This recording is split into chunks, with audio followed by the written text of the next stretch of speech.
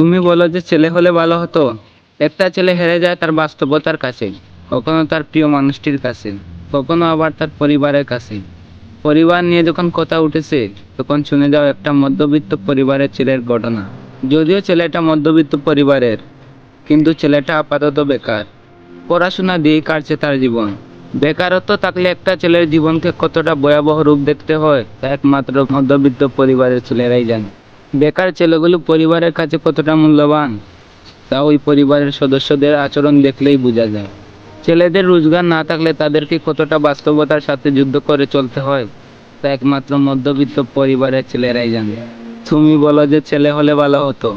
যখন ওই ছেলের বাগনা বাগনি অথবা বাতিজা বাতিজি তাকে এসে বলে, চাচ্চু, মামা, আমাকে মজা এনে দাও, তখন নিজেকে কতটা অসহায় মনে হয় তা একমাত্র মধ্যবিত্ত পরিবারের বেকার ছেলেগুলোই জানে।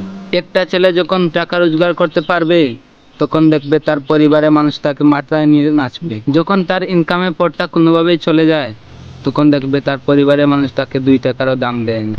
এরপরও তুমি বলো যে ছেলে হলে ভালো হতো। ছেলেরাই তো পরিবারের বোঝা। যখন তারা টাকা রোজগার করতে পারবে, তখন সবার কাছে তারা দামি হয়ে থাকবে। আর যখন তারা টাকা রোজগার করতে পারবে না, তখন তার বাবা মা ভাই বোন সবার কাছেই সে পরিবারের বোঝা হয়ে দাঁড়াবে। আসলে টাকা থাকলে ছেলেদের সম্মানের কোনো অভাব হয় না। এরপরও কি তুমি বলতে চাও ছেলে হলে ভালো হতো? আসলে খোঁজ নিয়ে দেখো, এই মধ্যবিত্ত বেকার ছেলেদের মনে কত কষ্ট আছে, কত শত।